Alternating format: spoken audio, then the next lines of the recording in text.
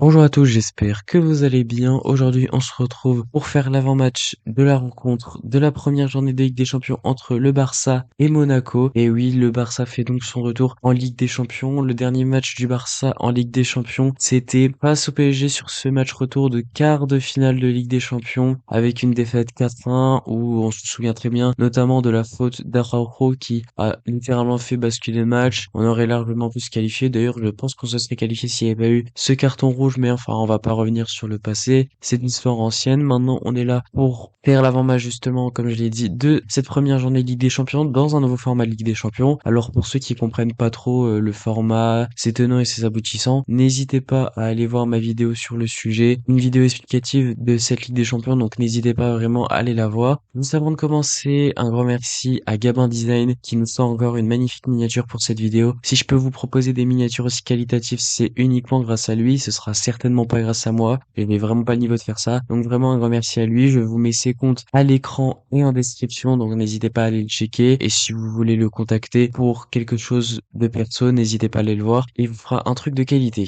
Un grand merci à lui. On va commencer cet avant-match par Monaco. Alors sur Monaco, honnêtement, je vais pas vous mentir, je connais pas grand-chose d'eux sur cette saison, j'ai regardé aucun match de leur début de saison, voilà, ça sert à rien de vous mentir, je n'ai rien regardé de Monaco cette saison. Ce que je peux vous dire, néanmoins, parce que ça c'est pas compliqué à le voir, c'est que sur leurs 4 premiers matchs, du moins en Ligue 1, ils sont sur 3 victoires et un nul. Alors je veux dire un peu les matchs parce que il y en a pas beaucoup, du coup je peux le faire. Donc ils ont gagné 1-0 face à Saint-Etienne, 2-0 face à Lyon, ils ont fait un nul face à Lens 1-1, et là ce week-end ils ont gagné 3-0 face à Auxerre. Alors Monaco c'est un peu pareil que Girona, ce sera une revanche à prendre puisque comme vous le savez, ils nous avaient battu sur le trophée Johan Gamper il y a de cela à peu près un mois et demi. Donc forcément c'est une revanche à prendre, surtout qu'ils nous avaient humilié 3-0, donc on n'a pas le droit de perdre face à eux, c'est pas possible. Donc le match il se joue bien évidemment à Monaco, c'est-à-dire au stade Louis II. On va pas se mentir que c'est une bonne nouvelle d'aller là-bas plutôt que de perdre un match à domicile face à Monaco, parce que à l'extérieur ou à domicile, franchement, c'est la même chose vu le stade de Monaco, il est connu vraiment pour qu'il y ait pas grand monde, pour qu'il y ait pas trop d'ambiance. Enfin, je sais pas si vous avez déjà vu des matchs de Monaco dans leur stade, mais moi je peux vous assurer, hein, l'ambiance elle est pas au rendez-vous. Donc vraiment, ça ce sera pas un désavantage qu'on aura. Pour vous dire de plus face à Monaco, c'est que ils ont perdu un élément assez important qui était présent entre Johan Gamper, c'est Youssouf Fofana, c'était leur numéro 6. Je crois qu'il était capitaine, mais je suis pas sûr. Par rapport à l'année dernière aussi, ils ont perdu Wissam Ben Yedder, lui était leur capitaine la saison dernière, c'est sûr. Et ils ont aussi une belle attaque avec Olarin Balogun, mais aussi un jeune qu'ils ont recruté de Antwerp, si je dis pas n'importe quoi. Il est vraiment très jeune, je crois qu'il a 16 ou 17 ans. Il avait marqué contre nous, qui s'appelle Iloni Kena. Alors vous m'excuserez si la prononciation est pas bonne, hein, je ne suis pas, voilà, je ne suis pas là pour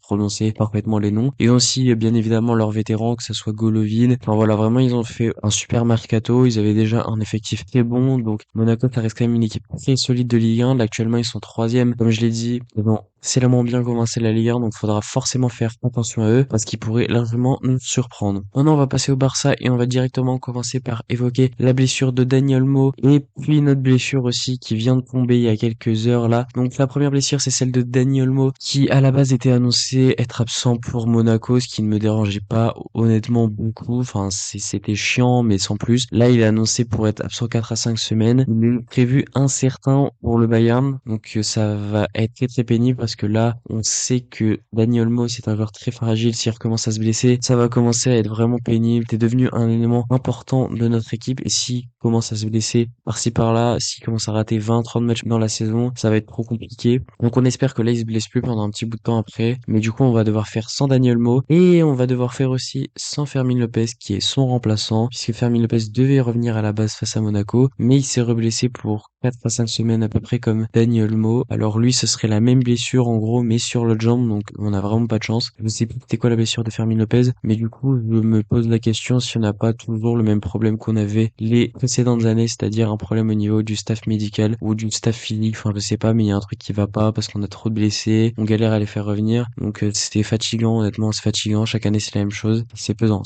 et ça nous impacte vraiment énormément. L'important pour le Barça sur ce match, ce sera pas forcément de bien jouer, surtout que ça risque un peu d'être compliqué vu qu'on aura plus Olmo qui était une pièce maîtresse bien évidemment notamment de notre jeu. Du coup, peut-être que Flick aura un peu plus de mal à montrer ce qu'il nous a montré sur ces derniers matchs. Donc moi, j'attends pas qu'on mette 4-0 comme face à Girona, on avait mis 4-1 ou même 7-0 face à Valladolid. Franchement, une victoire, on s'en satisfera très bien aussi. L'important, c'est déjà de prendre les 3 points pour se qualifier dans les 8 premières places. On est qualifié directement pour les huitièmes de finale et éviter les barrages qui vont de la 9e à la 24e place. Donc ça, c'est le plus important. Bien évidemment, c'est pas parce que Dani Olmo n'est plus là que je n'attends plus aucun jeu, que je veux qu'on se fasse marcher dessus par Monaco et que on gagne 1-0 sur un vieux contre ou un vieux coup de pied arrêté dégueulasse. Certainement pas. Ce n'est certainement pas ma vision des choses. Ce que je dis juste, c'est qu'il faudra pas en demander énormément. Lui, il doit faire avec les blessés et c'est très dur pour lui. Donc on verra bien. Maintenant, je pense qu'on va passer au 11 idéal parce qu'on a tout évoqué pour moi sur le sujet. Concernant le 11 idéal, on va mettre Ter Stegen au goal comme d'habitude. Ça change pas. C'est du classique. Ter Stegen qui en plus a fait un plutôt bon match contre Girona. Il a fait une belle parade sur Brian Hill juste avant le penalty annulé pour Girona.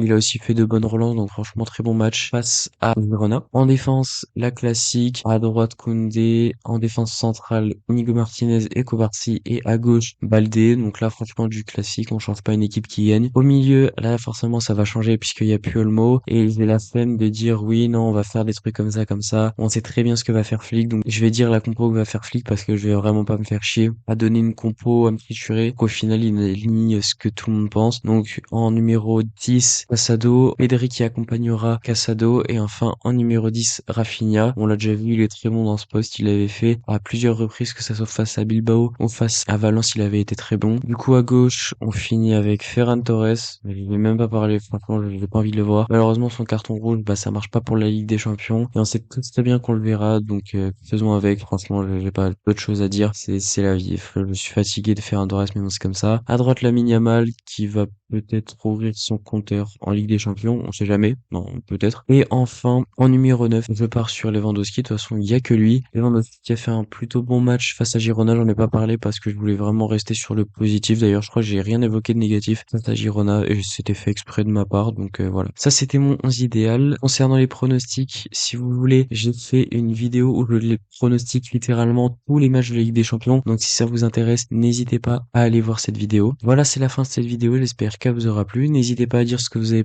pensé de cet avant-match en commentaire. N'hésitez pas à aller me follow sur Insta et TikTok. Je vous mets les liens à l'écran et aussi en description. Je republie des segments de mes vidéos. Donc si vous voulez aller les voir, vous pouvez. Et aussi me suivre sur Twitter. N'oubliez pas également de lâcher un like sur la vidéo, de commenter, partager, de vous abonner, d'activer la cloche. Et moi je vous dis tous.